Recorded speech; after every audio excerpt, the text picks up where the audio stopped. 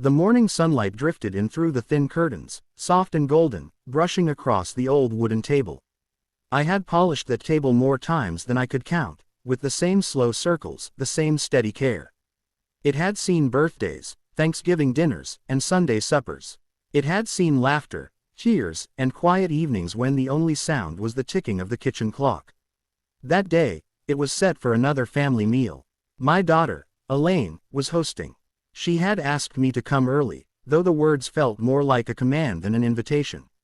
I didn't argue. I had been a mother long enough to know when silence spoke louder than words. The house smelled of rosemary and garlic. The roast was in the oven, slow cooking, filling every corner of the home with warmth. My hands had seasoned it early that morning, the way I always had. A pinch of salt, a little black pepper, a gentle rub of herbs. Elaine had stood nearby, arms folded, watching but not helping. I could see the way she tightened her jaw when I moved too slowly. "Mom, you'll eat after everyone else," she had said when the table was nearly set. Her voice was clipped, like she was cutting something in half. "We'll make sure there's a plate for you." I had paused, my hand still holding the serving spoon. The words hung in the air, heavier than the roast itself. Eat after everyone else. Like I was a guest waiting at the edge, not the woman who had once kept this family stitched together through years of late nights and early mornings. I didn't argue. I didn't remind her of all the meals I had cooked, all the times I had gone without so that she and her brother could eat first. I didn't tell her how many times I had sat at this same table, waiting until they were finished, scraping up what was left without complaint. Some habits become so deeply carved that even love cannot smooth them out. Instead, I nodded. My throat was tight, but I nodded. When the roast was ready, I lifted it from the oven.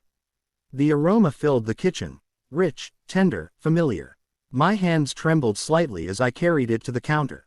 I looked at Elaine, at her grown-up clothes and her grown-up voice, and I saw the little girl she once was. The one who used to tug at my apron and ask for a taste before supper. The one who used to say, "Save the biggest piece for Mama." Now, she barely looked at me. Something in me shifted then. It was not anger, not bitterness, just a quiet, steady recognition. I set down the roast, wiped my hands on the apron, and without a word, I picked it back up. I walked out the front door with it. The September air was cool on my skin, carrying the faint scent of dry leaves. The street was still, the only sound the crunch of my shoes on the gravel path. I carried the roast like it was something fragile, though it was heavy in my arms. I didn't know where I was going. I only knew I couldn't sit at that table, waiting like a shadow at the edges of my own family. I walked down the block, past the old maple trees that bent low with age, and turned toward the little park at the corner. The benches were empty, the playground quiet. I chose a spot near the fountain, where the water trickled gently, soft and steady. I set the roast down on the bench beside me. The foil glistened in the sunlight. For a moment, I simply sat there, breathing. The weight in my chest eased a little. It didn't take long before I wasn't alone. An older man walked by, carrying a worn backpack. He slowed when he saw the roast, his eyes lingering. A young mother pushed a stroller nearby, her little boy toddling close behind. He sniffed the air and pointed with a small hand. "Food," he said, his voice high and curious. I smiled, the first real smile of the day. "Would you like some?" I asked the boy's mother. She hesitated, then nodded, gratitude softening her tired face. The older man came closer too, as if drawn by the same invisible thread. Soon, a small circle had formed.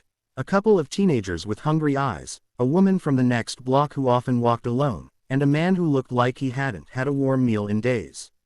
I unwrapped the roast carefully, the steam rising into the crisp air. The scent was stronger out here, filling the space between us. I cut generous slices with the pocket knife I had carried for years. The roast disappeared quickly, each person taking their share, chewing slowly, smiling faintly. For the first time in a long time, I didn't feel like I was waiting. I wasn't at the edge of the table.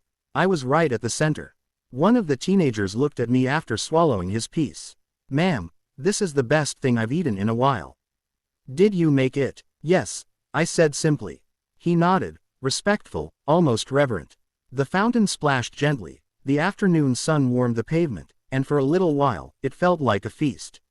Not the kind with fancy plates or rules about who eats first, but the kind that fills both stomach and soul. When the roast was gone, the people drifted away, each one offering a quiet thank you. The young boy waved as his mother wheeled him off. The older man gave me a small bow before shouldering his backpack. I sat for a while longer, staring at the empty foil, feeling strangely light. When I finally walked back to Elaine's house, the sun was already sinking low, painting the sky in soft shades of pink and orange. I stepped inside quietly. The dining room was full of chatter, forks scraping plates, glasses clinking. Elaine looked up, startled, when she saw me. "Mom, where have you been?" "The roast was enjoyed," I said softly, hanging up the apron. She blinked, confused. I didn't explain. Some things don't need explaining. She would either understand in time, or she wouldn't. I poured myself a glass of water and sat at the far end of the table. The food on their plates no longer called to me. I wasn't hungry anymore. For the first time in years, I felt full.